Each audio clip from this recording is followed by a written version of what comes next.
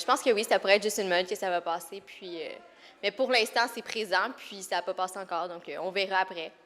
Bien, c'est sûr que c'est vraiment à la mode. Avant, c'était MSN, puis maintenant, c'est Facebook. Ça va sûrement être remplacé par un autre dans quelques années. Je crois pas que c'est une mode. Oui, à un certain temps, au début, Facebook devait être un mouvement social, mais je crois que maintenant, c'est ancré dans la vie des gens.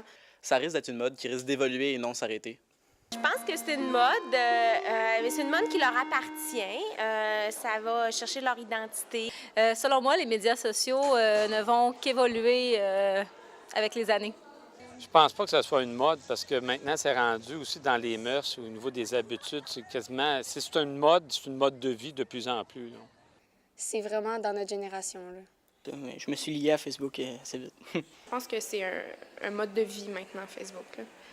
Je trouve que c'est important parce que c'est un nouveau moyen de se communiquer. C'est un moyen qu'on peut parler à tout le monde en même temps. Le téléphone, on l'utilise plus autant qu'avant.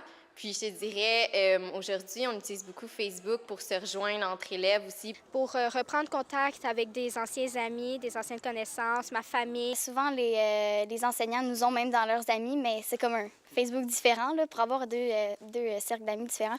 Mais oui, même que des fois, c'est eux autres qui dirigent les groupes Facebook qu'on a en rapport avec l'école. Ça crée des liens. En tout cas, moi, je suis très forte sur créer des liens avec mes élèves, puis ça, c'en est entre autres. Quand il y a un problème, par exemple, en physique, je suis convaincu que le soir, ils se posent la question sur Facebook pour avoir la réponse des autres. Quand le prof a demandé ça, y a-t-il quelqu'un qui l'a compris? Je ne le comprends pas et je vois des réponses passer. Mais les enseignants pourraient apprendre à utiliser ça pour en faire quelque chose, un outil de travail, un outil d'apprentissage pédagogique, en effet.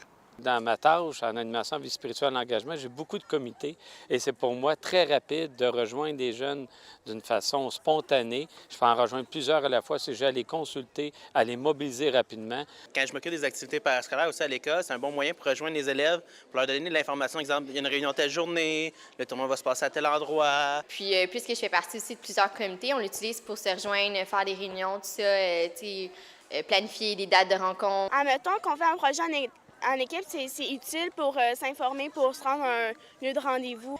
Moi, je fais partie d'une équipe de cheerleading. Puis quand on a des sorties ou des affaires comme ça, c'est comme ça que je sais c'est ma source d'information. Pour des actions de solidarité, il n'y a rien de mieux que pour Facebook. C'est quasiment magique. Pour ça, je sauve beaucoup de temps. Bien, je publie soit mes émotions, comment je me sens, soit si je peux avoir de l'aide de mes amis ou juste de pouvoir m'informer ou de dire une petite phrase qui peut donner du pep à quelqu'un.